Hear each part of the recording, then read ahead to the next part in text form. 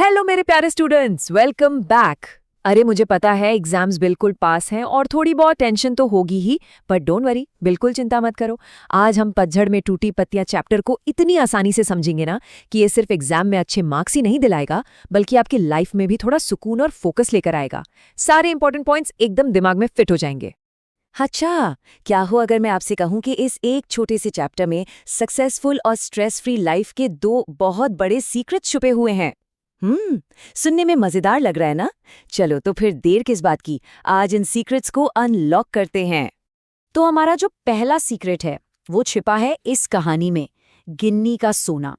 ये कहानी हमें सिखाती है कि एक मजबूत और कामयाब कैरेक्टर की नींव, उसकी फाउंडेशन कैसे रखी जाती है। रेडी? Let's get started. देखो, सबसे पहले ना शुद्ध सोना और गिन्नी का सोना में फर्क समझो। जो प्योर 24 कैरेट गोल्ड होता है वो थोड़ा नरम होता है, उससे गहने बनाना मुश्किल है। जबकि गिन्नी का सोना जो होता है उसमें थोड़ा तांबा मिला होता है, इससे वो ज्यादा मजबूत और चमकीला तो बन जाता है, पर एक प्रॉब्लम है, वो अब प्योर नहीं रहता। अब लेखक ने ना इसी एग्जाम्पल को हमारी लाइफ से जोड़ा है। हमारे जो आदर्श हैं, हमारे सिद्धांत, हमारी वैल्यूज, वो बिल्कुल उस प्योर गोल्ड की तरह हैं, एकदम कीमती, एकदम खरे। लेकिन लोग क्या कहते हैं कि भाई ये सब अकेले प्रैक्टिकल नहीं है। और फिर आती है व्यवहारिकता, मतलब प्रैक्टिकलिटी। ये बिल्कुल उस तांबे की तरह है जिसे हम अक्सर अपने सोने जैसे आइडियल्स में मिक्स कर देते हैं ताकि दुनियादारी में काम चल सके। और जो लोग अपने आइडियल्स में थोड़ी सी प्रैक्टिकलिटी मिला लेते हैं ना, दुनिया उनकी बड़ी तारीफ करती है, कहती है वाह क्या प्रैक्टिकल आइडियलिस्ट है। लेकिन लेखक कहते हैं सावधान, यहीं पर सबसे बड़ा ट्रैप है, सबसे बड़ा धोखा। तो अब सवाल ये उठता है कि हमारे पास दो रास्ते हैं। पहला रास्ता, प्रैक्टिकलिटी के लिए अपने आइडियल्स का लेवल गिरा दो, उसमें मिलावट कर दो। या फिर दूसरा रास्ता, अपने रोज के कामों को, अपनी व्यावहारिकता को ही इतना ऊंचा उठाओ कि वो आपके आइडियल्स के लेवल तक पहुंच जाए। गलत तरीका क्या है? सोने में तांबा मिलाना, मतलब अपने ऊंचे आदर्शों में प्रैक्टिकलिटी का समझौता, उसका कॉम्प्रोमाइज मिला देना। इससे होता यह है कि धीरे धीरे आदर्श तो गायब हो जाते हैं और सिर्फ वो मिलावटी प्रैक्टिकलिटी ही रह जाती है। मतलब सोना गायब और बस तांबा ही हाथ में रह गया। अब इस स्लाइड को देखो, गांधी जी इसका सबसे बेस्ट एग्जाम्पल हैं। लोग उन्हें भी प्रैक्टिकल आइडियलिस्ट कहते थे, लेकिन वो अपने आदर्शों से कभी समझौता नहीं करते थे, बल्कि वो अपने रोज के कामों को ही अपने ऊंचे आदर्शों के लेवल तक लेकर जाते थे।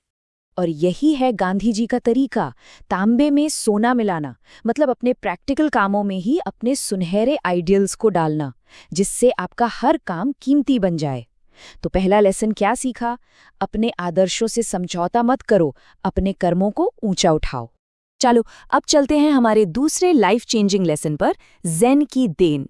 और ये कहानी, ये तो समझ लो कि आज के हर स्टूडेंट के लिए बनी है, क्योंकि ये स्ट्रेस और टेंशन का पक्का इलाज बताती है।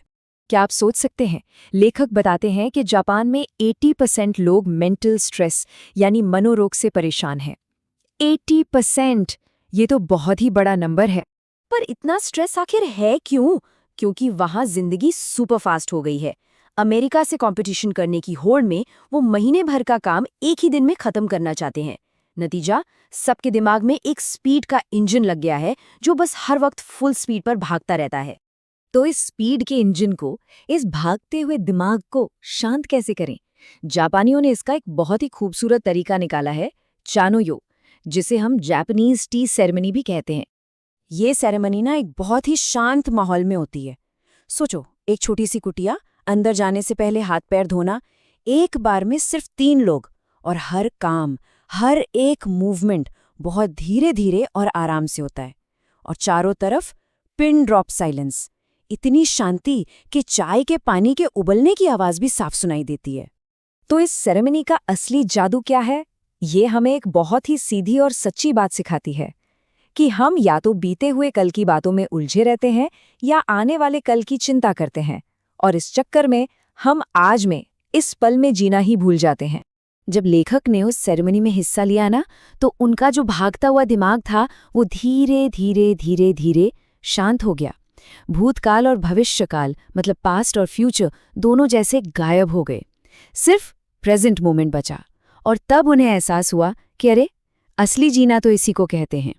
तो ये थे लाइफ के 2 जबरदस्त लेसन। चलो अब फटाफट एक क्विक रिवीजन कर लेते हैं कुछ सबसे जरूरी एग्जाम क्वेश्चंस के साथ। देखें तो सही कितना याद हुआ। तैयार? पहला सवाल, शुद्ध आदर्श की तुलना सोने से और व्यावहारिकता की तुलना तांबे से क्यों की गई है?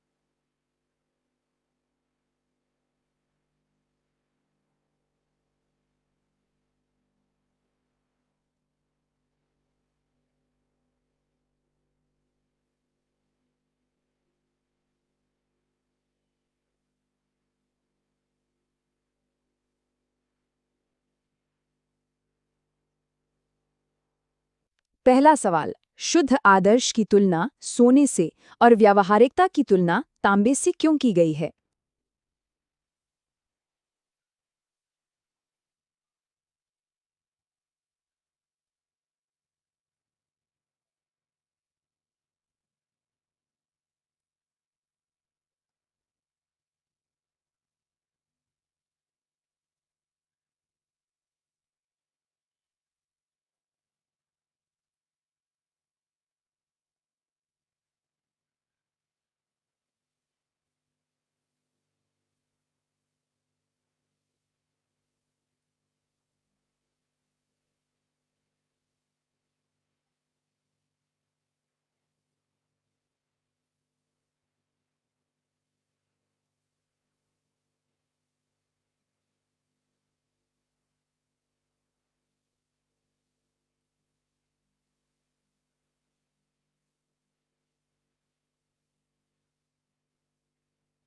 बिल्कुल सिंपल है, क्योंकि शुद्ध सोना प्योर और बहुत कीमती होता है, बिल्कुल हमारे आइडियल्स की तरह।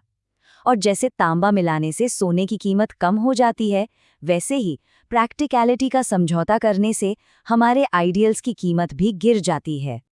अगला सवाल, लेखक ने जापानियों के दिमाग में स्पीड का इंजन लगने की बात क्यों कही है? अरे ये तो आप सबको पता है। क्योंकि वो अमेरिका से होड़ करने के चक्कर में महीने का काम एक दिन में खत्म करना चाहते हैं।